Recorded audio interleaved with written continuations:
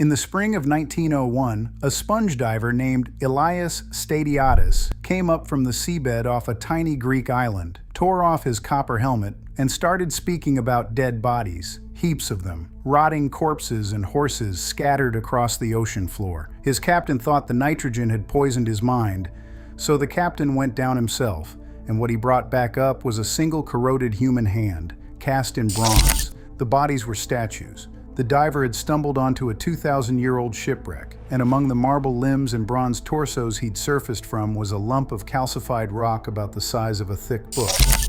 Nobody paid it much attention at first. It sat in a museum crate in Athens while the beautiful statues got all the glory. And then, months later, the lump cracked open on its own as the wood inside it dried and split. Inside was a gear. A precision bronze gear, with teeth cut at a regularity that should not have existed for another 14 centuries. I came to this story sideways, the way I think most people do, looking for something else entirely, some footnote about ancient shipwrecks, and instead falling into a hole I genuinely could not climb back out of. Because the more I read, the worse the problem got. This was not supposed to be possible. And the deeper anyone has ever dug into what this object actually did, the stranger and quieter and more unsettling the answer becomes. It does not simplify, it deepens. And let me show you what they found, and let me show you what it was counting down to. Start with the simplest version of the problem, because the simple version is already absurd.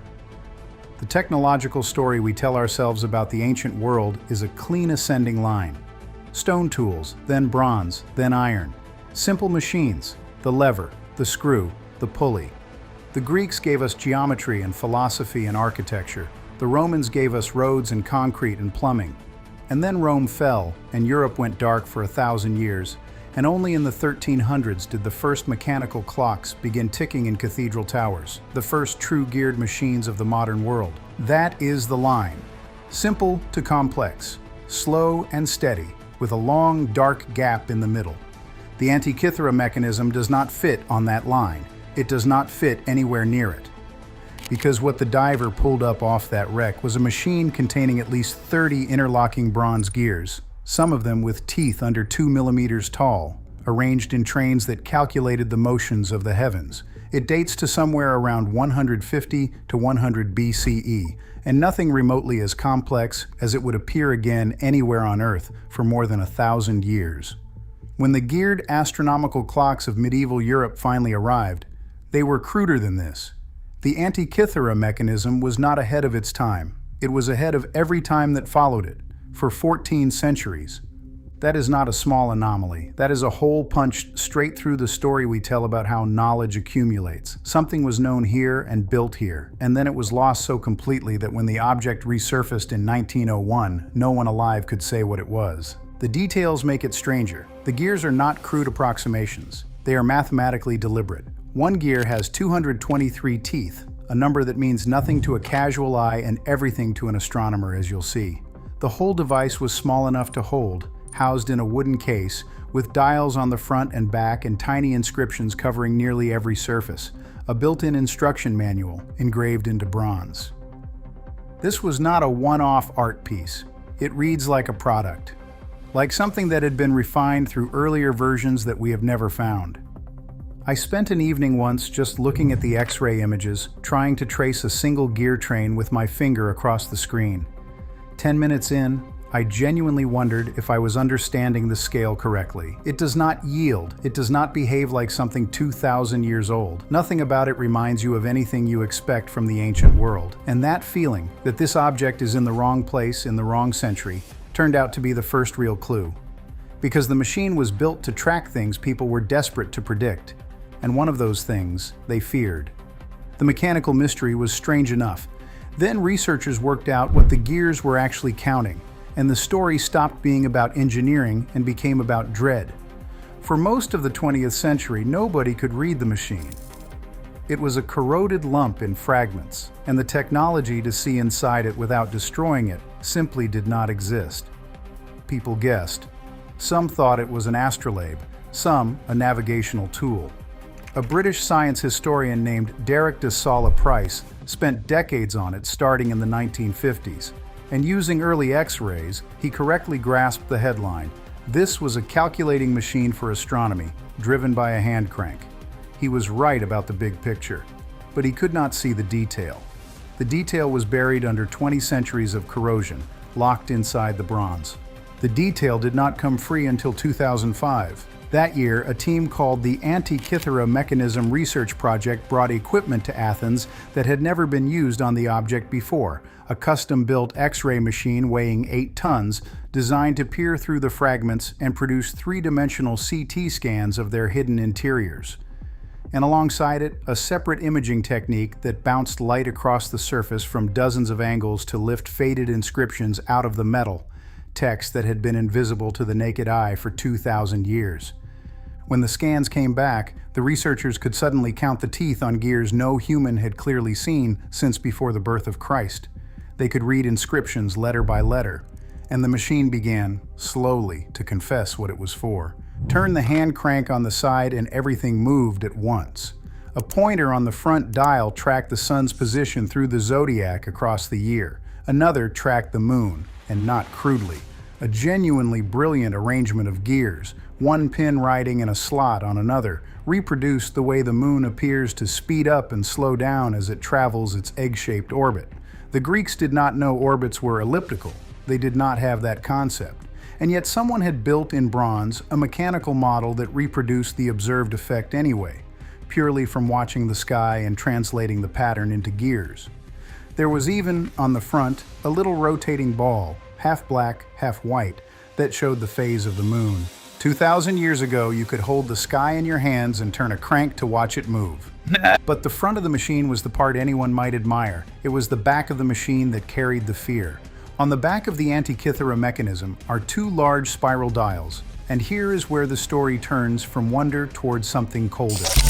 The upper spiral was a calendar of 19 years, the Metonic cycle, the period after which the phases of the moon fall on the same calendar dates again.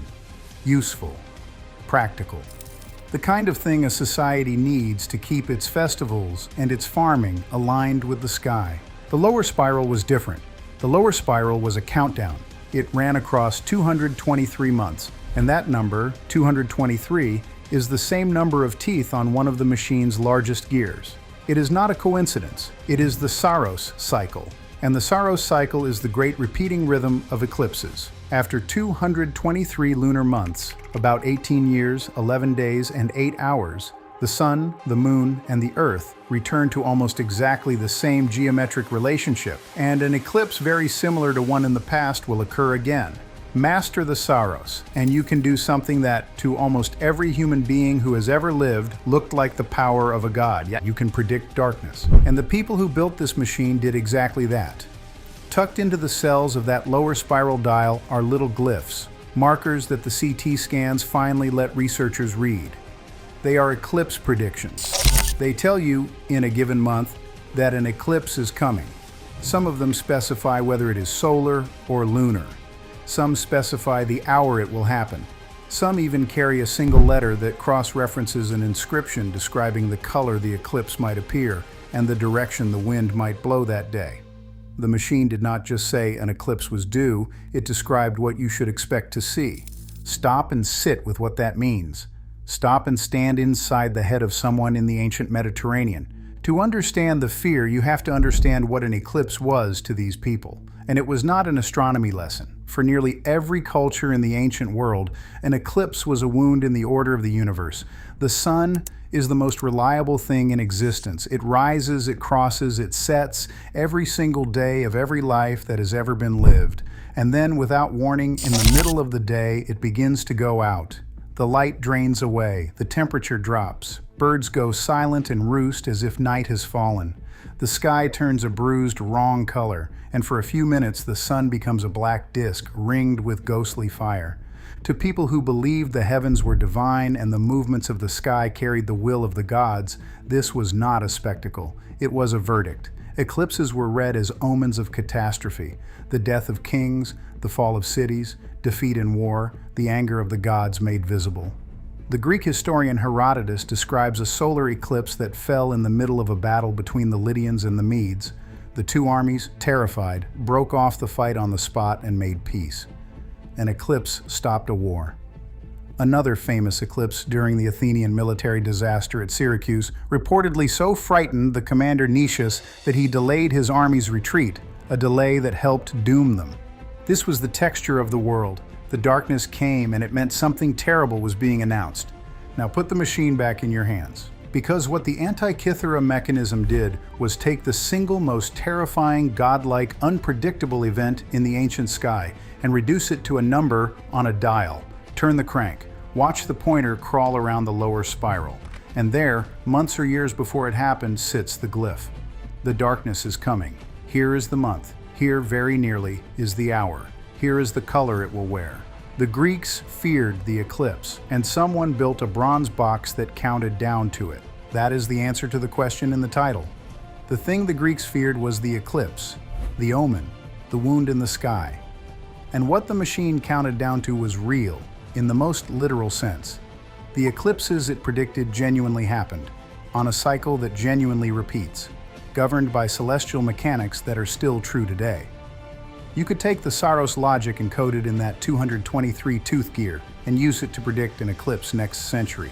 The countdown was not superstition. The countdown worked. There is one more dial, and it is the detail that stopped me cold when I first understood it. A small subsidiary dial tucked beside the eclipse spiral on the back of the machine does not track anything astronomical at all. It tracks the Olympic Games. It names the great athletic festivals of the Greek world, the 4-year cycle of the Olympiad, and the lesser games at Nemea, Isthmia, Delphi, Dodona. A handful of bronze teeth, in among the gears that predicted the darkening of the sun, were devoted to keeping track of when the runners would race and the wrestlers would compete. I find that almost unbearably human. The same instrument that counted down to the moment the gods would blot out the sun also counted down to the foot races. Cosmic dread and a sporting calendar, geared together in the same little wooden box. It tells you these were not cold mystics, they were people. People who wanted to know when the games were on and also when the sky might break, and who saw no contradiction in asking one machine for both, and it gives the device a fingerprint. The names on that dial, Nemea, Dodona, point toward where it may have been made, or made for.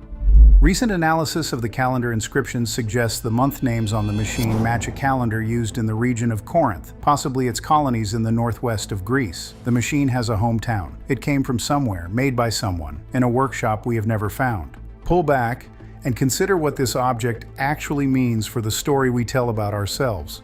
We carry a comfortable assumption that technology only moves forward, that knowledge, once gained, accumulates, that we stand on the shoulders of everyone who came before, building ever upward. The Antikythera Mechanism is the proof that this is a lie, or at least a hope rather than a law, because this knowledge was lost, completely.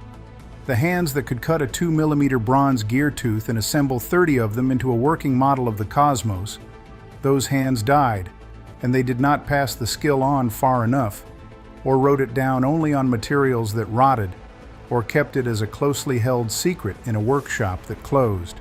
The capability vanished so thoroughly that for over 1,000 years nothing approached it.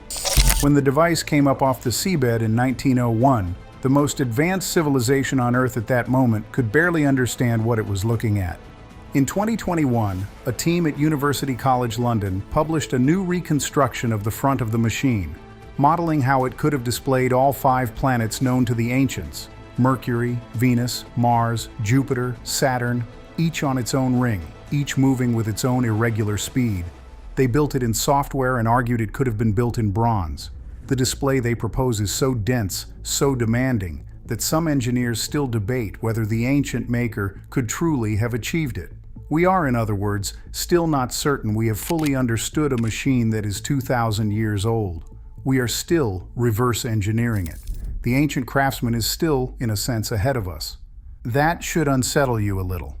It unsettles me. Here is the thing that stays with me after weeks living inside this. The ship that carried the Antikythera Mechanism sank. We know roughly when. The cargo dates the wreck to around 70 to 60 BCE, a Roman-era ship most likely hauling Greek treasures west, perhaps loot, perhaps trade, perhaps both. It went down in a storm off that little island, and it took the machine with it to the bottom, where the seawater began its slow work of turning bronze into stone. And I keep thinking that was almost certainly not the only one. A device this refined, with this much accumulated cleverness in it, a built-in manual, error-corrected gear trains, a product like polish, was not somebody's first attempt. There were earlier versions. There were probably later versions. There was a tradition of making these things, a lineage of knowledge passed from teacher to student in some workshop in the Greek world. And every single trace of that tradition is gone, except for this one corroded survivor that happened to ride down with a sinking ship and happened to be found by a sponge diver looking for something else 2,000 years later. We did not preserve this knowledge. We lost it and recovered the proof of it only by an almost impossible accident. Which means the real question the Antikythera Mechanism poses is not, how did they build it? It is darker than that. It is, what else did they know that did not happen to fall off a boat in the right place to be found?